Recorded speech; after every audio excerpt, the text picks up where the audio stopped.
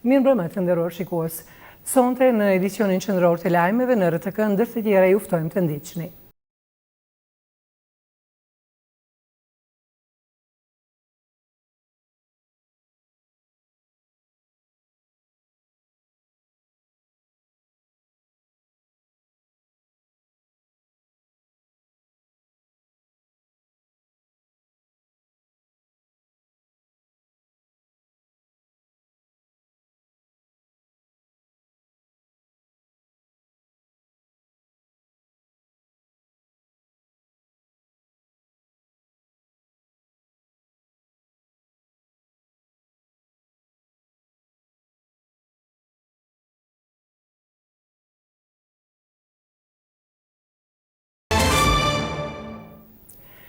Fundi i dialogut Kosovë-Serbi do të rezultojë me njohjen e pavarësisë së Kosovës.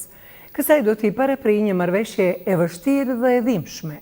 Kështu tha presidenti Hashim Thaçi në bashkëbisedim me disa studentë, të cilëve megjithatë nuk u sqaroi se çfarë nënkupton me marrëveshje të dhimbshme.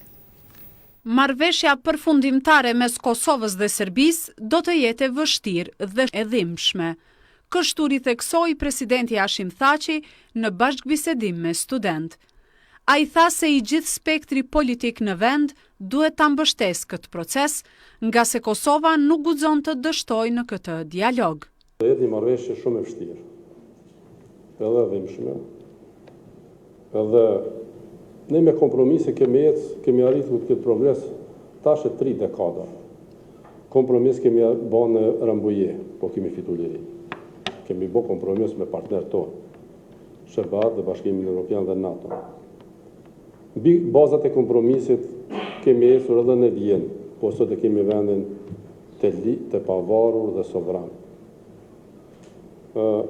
Nuk do t'jetë betejë se kush do ta mund sa për këtë arritjes së marrëveshjes përfundimtare.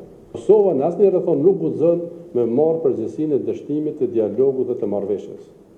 Ajo po që merr përgjegjësinë e dështimit të këtij procesi në kupton se do jetë edhe izoluar prej Bashkimit Evropian dhe të cenim të raporteve dhe me Shtetet e Bashkuara të Amerikës.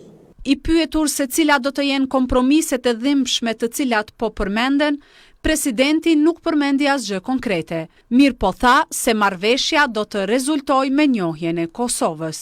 Çka mendohet me arritjen e marrëveshjes është që marrëveshja të jetë mes dy vendeve të pavarura dhe sovrane, dhe që të ndodhë njohja nga Serbia, dhe që Kosova, natyrisht edhe Kosova, Serbi, dhe që Kosova të ndarësohet në të gjitha organizatat ndërkombëtare.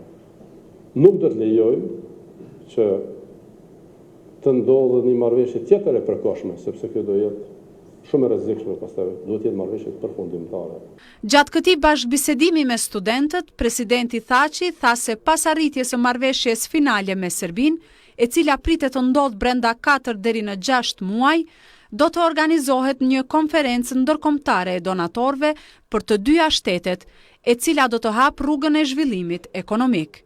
Ndërsa u shpreh optimist se në fund të këtij viti qytetarët do të mund të lëvizin të lirë drejt Bashkimit Evropian. Kryeministri Ramush Haradinaj shprehu bindjen se deklarata e ambasadorit amerikan dhënë për mediat në Kosovë është trembëruar. Ai tha se e di qëndrimin amerikan e që nuk imponon zgjidhje, por vetëm nëse palët pajtohen. Kryeministri tha se ndarja është luftë dhe e di që askush nuk do të luftë në terren në Ballkan. Lëvizja e kufijve mes Kosovës e Serbisë sipas kryeministrit Haradinaj do të çonte në luftë. Nuk mendoj që është interpretimi i gabuar deklarata ambasadorit nga mediat nga në Kosovë, unë e di qëndrimin amerikan. Kryeministri shprehu bindjen se është keq interpretuar nga disa medje deklarata e ambasadorit amerikan Greg Dalloway. Po unë kam përsëritur edhe përsëris ndarja është luftë. Edhe unë e di që kush nuk don luftë në Ballkan. Këto komente kryeministri Haradinaj i bëri gjatë vizitës në komunën e Lipjanit. Kryetari i kësaj komune Imre Ahmeti tha se me kreun e qeverisë biseduan për projektet që kjo komunë i ka për të realizuar. Kemi biseduar kryesisht për projektet kapitale dhe për problemet të tjera me cilat ndeshet komuna. Jemi pajtuar dhe dakorduar bashkë që të vazhdojmë komunikimin më intensiv me bashkëpunëtorët dhe me kryeministrin me qëllim të dinamizimit të projektet që i kemi të buxhetura në nivelin qendror. Haradinaj Ahmeti vizituan edhe stadiumin e këtij qyteti si dhe punët në ndërtimin e rreth rrotullimit në rrugën Lipjan-Janier. Gjatë ditës, ambasadori amerikan Greg Delavi reagoi pas intervistës së dhënë në KTV, ku ishte cituar të ketë thënë se SBA-ja nuk e mohon se në Bruksel do të flitet për territore, por u alë këtë palëve. Të pyetur nga RTK-ja se cili ishte deklarimi sakt, ambasada amerikane në përgjigje me shkrim sqaron se në atë intervistë ambasadori theksoi se tani është koha që leadershipi kosovar të punojë së bashku për t'i përshkruar qëllimet e vendit në përgatitje për dialogun. Ndërkohë, në Twitter, vetë diplomati amerikan, citimin nga mediat për shkëmbime territoriale e cilëson gënjeshtër. A i thot se është shprehur se Kosova duhet të kuptoj se cilat janë qëllimet e saj, se duhet të përpiqet të arrijë një lloj konsensusi mbi këto qëllime. Dhe kjo është ajo që po përqendrohen tani. Për dialog me Serbinë po flasin edhe partitë politike. Fatmir Limaj, kryetari i Nismës Socialdemokrate dhe zëvendës kryeministri i Kosovës, deklaroi se do t'i ftojnë në takim të gjitha partitë politike për të diskutuar mbi dialogun me Serbinë në Bruksel. Por ai nuk sqaroi nëse bëhet fjalë për nismë të re të tij, me që një ftesë për takim të tillë më 23 korrik para 10 ditësh e ka dërguar kryetari i Kuvendit Kadri Veseli. Kryetari i Partisë Nisma dhe zëvendës kryeministri i Qeverisë së Kosovës ka deklaruar mbrëm në televizionin të shtatë se ai ka bërë ftesë për të ulur të gjitha partitë politike për dialogun me Serbinë. Po për ata është ideja e ftesa ime të gjithë bashkë me ulë me bisedu me gjithat formulën, si do të drejtojmë, si do të flasim, si do të ulmi, si do të shkojmë, cilat do të jenë përgjegjësitë tona, cilat do të jetë ekipa e cila do të merë përgjegjësinë, si më thonë, se këtu ka disa nivele politike, pastaj kemi ekspert, se fusha ndryshme kemi bisedu për tema, janë shumë gjëra. Aja që po du me thare se nuk ka dialog mes dy njerëzve. RTK ndërkohë ka mësuar se një ftesë të tillë që nga e premtja e kaluar, tashmë ju ka dërguar partive politike për një takim për të diskutuar për temën e dialogut. Kjo ftesë është bërë nga kryetari i Kuvendit me kërkesën e zyrës së Bashkimit Evropian në Kosovë dhe ambasadave të huaja, të cilët ja kanë besuar kryetarit të Kuvendit që ta organizojë këtë takim. Takimi është thirrur për datën 23 korrik dhe do të mbahet në njëra nga sallat e Kuvendit. RTK ka kontaktuar kryetarin e Nismas Fatmir Limaj për të marrë një qendrim nëse ai ju ka bërë ftesë partive politike për takim ku do të diskutojë çështja e dialogut apo fjalën e ka pasur për këtë ftesën e dërguar nga kryetari i Kuvendit. Megjithatë Limaj nuk është përgjigjur në telefonin e tij. RTK gjithashtu ka kontaktuar edhe me këshilltarët e tij por që nuk kanë folur, duke thënë se janë në udhëtim jashtë vendit. Në ftesën e dërguar nga kryetari i Kuvendit Kadri Veseli, ndër të tjera thuhet se spektri politik kosovar, të gjithë së bashku, pozitë dhe opozit, duhet të jetë i konsoliduar, unik dhe i përgatitur. Ndër të tjera në ftesën e Kuvendit dërguar partive politike për arritjen e konsensusit për fazën finale të dialogut Kosovë-Serbi, shkruan se Kuvendi i Republikës së Kosovës do ta ketë rolin kryesor të mbikëqyrjes dhe vendimarrjes në këtë proces të rëndësishëm.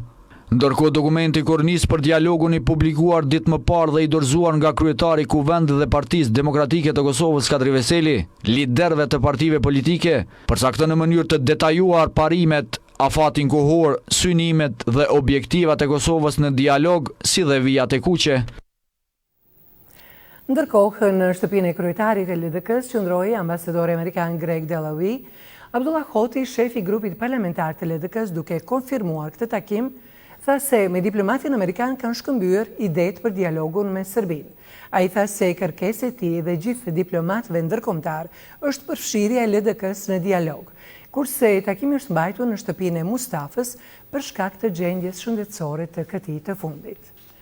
Në anën tjetër, lideri vetëvendosjes Albin Kurti akuzoi drejtuesit institucional se nuk po u intereson sovraniteti i vendit, por kalendari i BE-s që sipas tij duket se është gjithçka për ta. Duke folur për raportin për vizat dhe sfidat e marrëveshjeve të arritura në Bruksel, Kurti tha se me këto veprime qeveritarët po duan të rrumbullakojnë gjithçka me Serbinë para zgjedhjeve të pranverës 2019 të Bashkimit Evropian. Kryeparlamentari Kadir Veseli ka zhvilluar një bisedë telefonike me raportuesin për Kosovën në Parlamentin Evropian, Tanja Fajon. Në deklaratën e lëshuar për media shkruan se me eurodeputetën Fajon, Veseli diskutoi për hapat e më tutjeshëm deri në vendimin final për heqjen e vizave. Për këtë çështje, Veseli foli edhe në pritjen që i rezervoi ministrit e punëve të jashtme të Maqedonisë, Nikola Dimitrov. Ky i fundit, përveç nga Veseli, u prit edhe nga kryeministri Ramush Haradinaj dhe ministri i jashtëm Bexhet Pacolli. Ndër të tjera, u foli edhe për mbledhjen e përbashkët të dy qeverive. Në takimin Veseli Dimitrov u diskutua për marrëdhëniet mes dy vendeve dhe mundësitë e thellimit të bashkëpunimit në të gjitha fushat. Liberalizimi i vizave për Kosovën, zgjidhja e çështjes së emrit të Maqedonisë dhe shumë sfida të tjera sipas Veselit janë sinjal i mirë për të ardhmen evropiane të Ballkanit. Ai tha se autostrada Arben Xhaferi do të lehtësojë komunikimin e qytetarëve nga të dy anët e kufirit. Diplomati i Maqedonisë Dimitrov, i cili u prit edhe nga kryeministri Ramush Haradinaj, theksoi nevojën e kultivimit të mëtejmë të bashkëpunimit ndërmjet dy vendeve. Kreu i qeverisë së Kosovës tha se të dy vendet kanë marrëdhënie të mira në aspektin ekonomik, ashtu edhe politik. Diplomati Maqedonas u prit edhe nga homologu i tij kosovar Bexhet Pacolli. Në konferencën e përbashkët për medje, u tha se bashkëpunimi në shumë fusha do të jetë ndihmës për të dy shtetet në rrugën drejt integrimeve euroatlantike.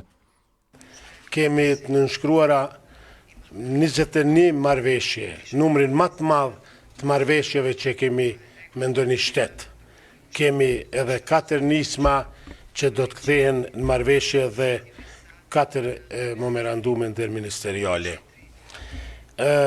Kosova është mik i natyrshëm i Maqedonisë. Maqedonia është mike e natyrshme e Kosovës. E përgëzoi qeverinë dhe qytetarët për rekomandimin pozitiv për vizat. Është e rëndësishme që në këtë vit plot shpresë për Ballkanin do të ndodhë një lajm kaq i madh për miqtë tanë nga Kosova.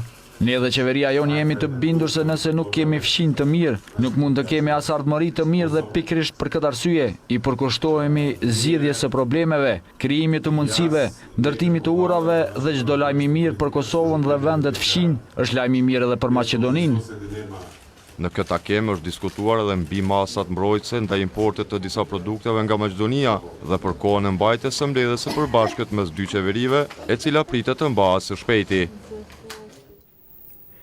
Shqiptarët i konsiderojnë provokim manovrat e ushtrisë serbe në rajonin e Luginës së Preshevës, ndërkohë ushtria serbe deklaron se po kryen manovrat e zakonshme.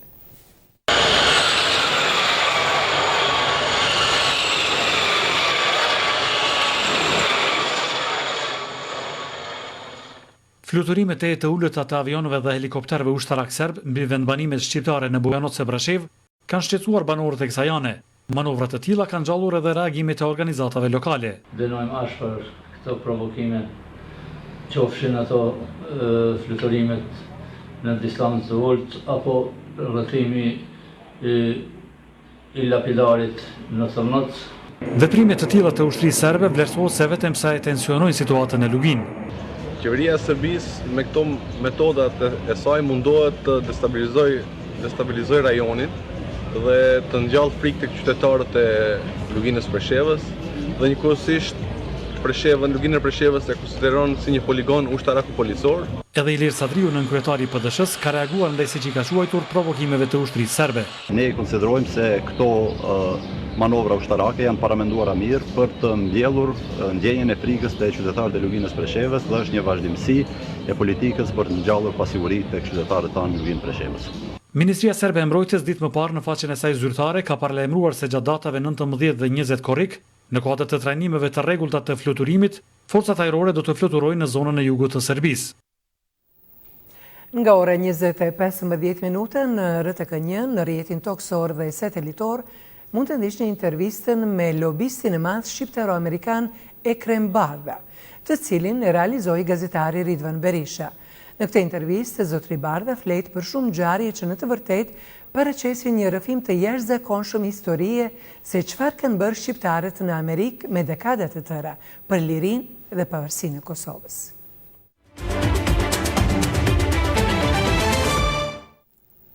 Pas masës së përkohshme për mbrojtje të prodhimeve vendore deri në tetor të këtij viti, e që janë pemë e perime, tregtarët ankohen se kjo do t'i dëmtoj bizneset e tyre dhe do të rëndoj në xhepat e konsumatorëve. Por ata që tregtojnë mallra vendore e mirëpresin këtë vendim.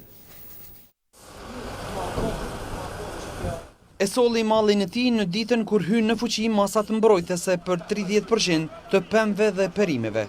Ky vendim i qeverisë i marrë në fillim të javës nuk u mirëprit nga tregtarët që thonë se masat të tilla vetëm sa do ta rëndojnë xhepin e varfër të qytetarëve të Kosovës.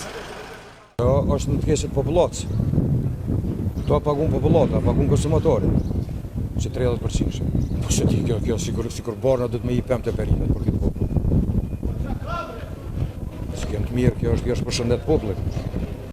Enver Zeqiri thot se në Kosovë ka sasi të shalqirit vetëm për një javë. Se dia ka një javë ditë. 7 ditë, 18 ditë, nuk ka sasi më të madhe. Po jo nuk ka veç postone, është domoti, është speci, është cila ston që vim për Maqedoni, që vim për Shqipëri. Tregtari tjetër, Gazmendi Drizi, nuk pret që masat mbrojtëse në këtë kohë do të ketë ndonjë efekt. Si ka qitë rushi, se kema la, se ka hypë. Domotja, trongu, sallata, limoni. Ç'ës janë këto? Limoni? Limoni, po, banania, mulla, rushi, çka nuk i kem na. Veç. Tu, çka kem prodhime tona, kur as edhe njëherë nuk ka import për jashtë. S'mundet me të bëj konkurrencë. Nuk ka me hyjë malli hiç. Ço të garantoj me jetë.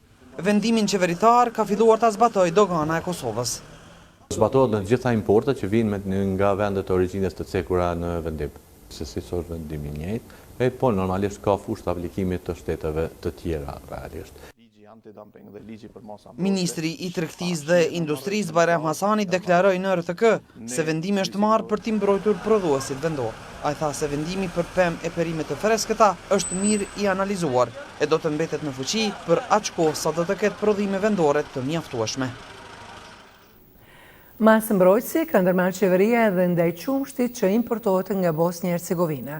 Megjithatë, drejtues të shoqatës përkatëse thonë se vendimi nuk ka asnjë efekt te prodhuesit.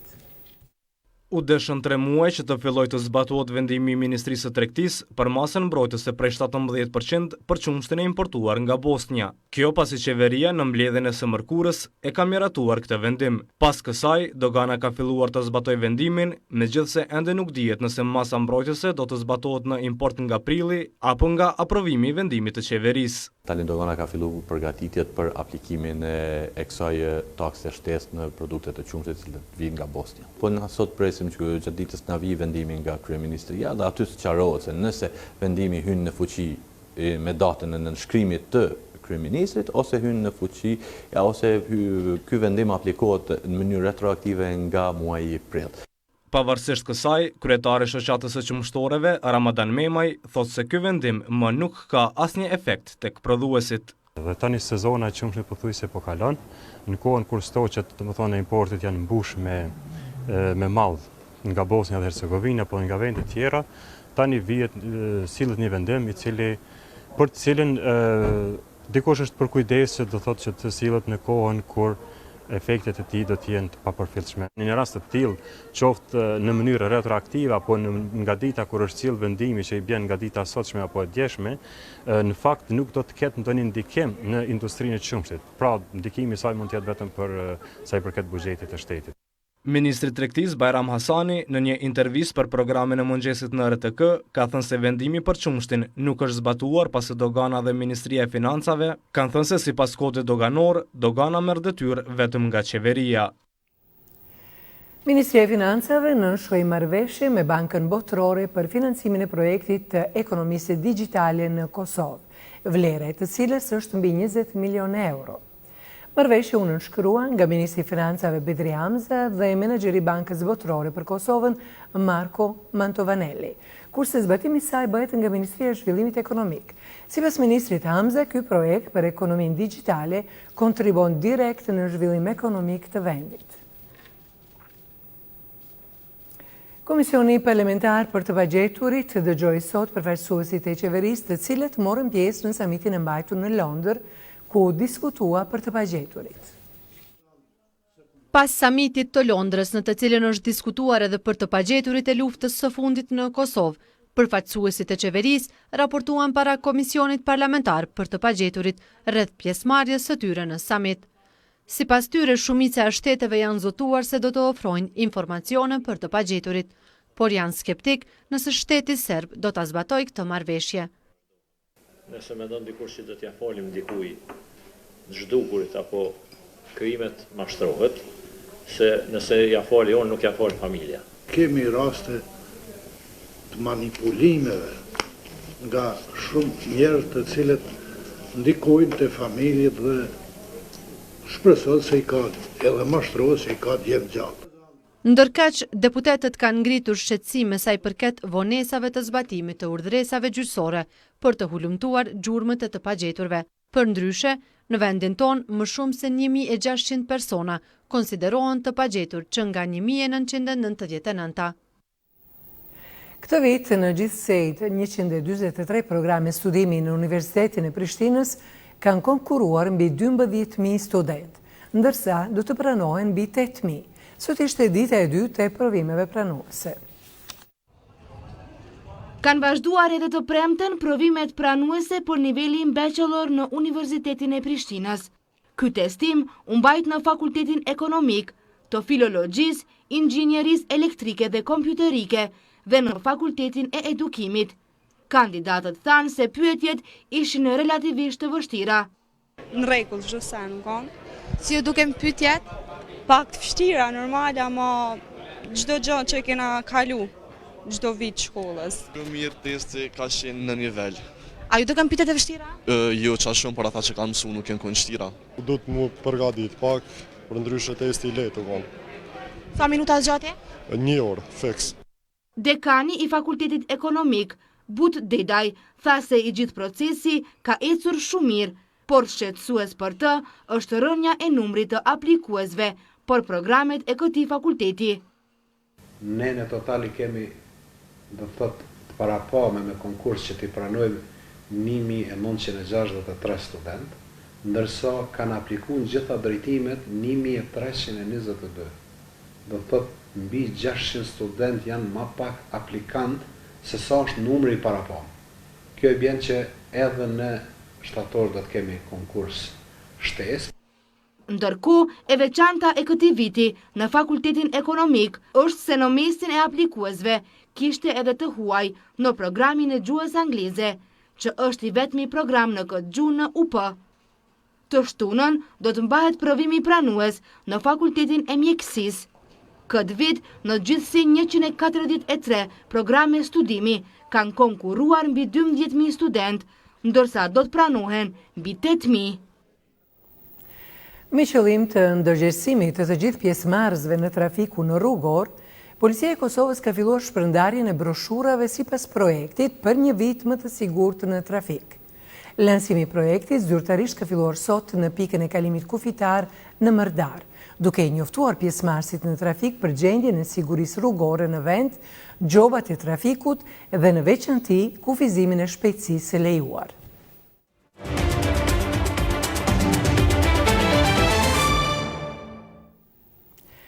Presidenti Hashim Thaçi dekoroi sot këngëtaren kosovare tashmë me përmasa ndërkombëtare Erej Strefi për kontributin e dhënë në promovimin e Kosovës në botë.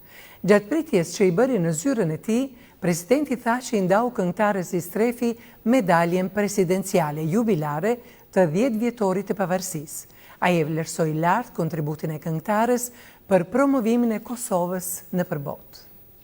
Edhe pse se ke shumë ekipe futbollistike, prezenca juaj ishte simbolik, ishte mesazh, ishte Kosova, ishte zëri Kosovës, prandaj për afirmimin e vendit tonë, shtetit tonë të ri, për imazhin shumë pozitiv që keni krijuar me punën për kushtimin, zgjedhjen dhe suksesin e jashtëzakonshëm global.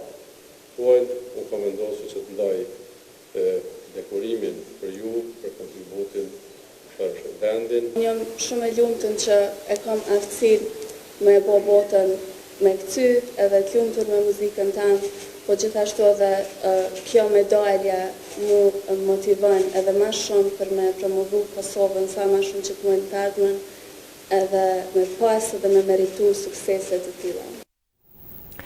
Është vendosur gurdhebeli pishinës olimpike në Prizren, investimi i Ministrisë së Kulturës dhe Sportit dhe e Komunës së Prizrenit. Projekti u cilësua si investimi më i rëndësishëm për këtë komunë. Ky projekt ka qenë i parapar me një kod buxhetor nga mjetet e siguruar prej AKP-s, por me që ky ligj nuk ka kaluar në Parlament Kosovës, ne kemi siguruar një fond tjetër dhe ajo që mund me garantu sot komunën edhe punë kryesin mjetet do të kenë sigurt, veç kërkojmë një dinamik të përshpejtuar të punime, në mënyrë që për 36 muaj ky objekt të dorëzohet qytetarëve të Prizrenit, sportistëve të Prizrenit. Vlera e projektit është diku rreth 2,5 milion euro. Është pishinë olimpike, është pishinë e mbyllur.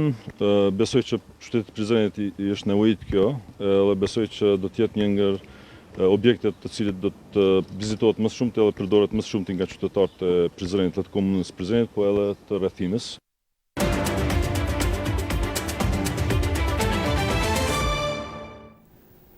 Një person ka sulmuar me thikë në një autobus disa pasagjerë në qytetin verior gjerman Lübeck. Raportohet se 12 persona kanë pësuar lëndime. I dyshuari kishte me vete një çantë krahu nga ku ka nxjerrë thikën dhe ka nisur të sulmoj pasagjerët në autobus.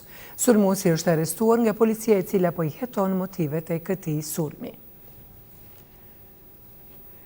Presidenti Amerikan Donald Trump ka folur për zgjedhjet e vitit 2020 dhe për kandidimin potencial të ish-zëvendës presidentit Joe Biden për president.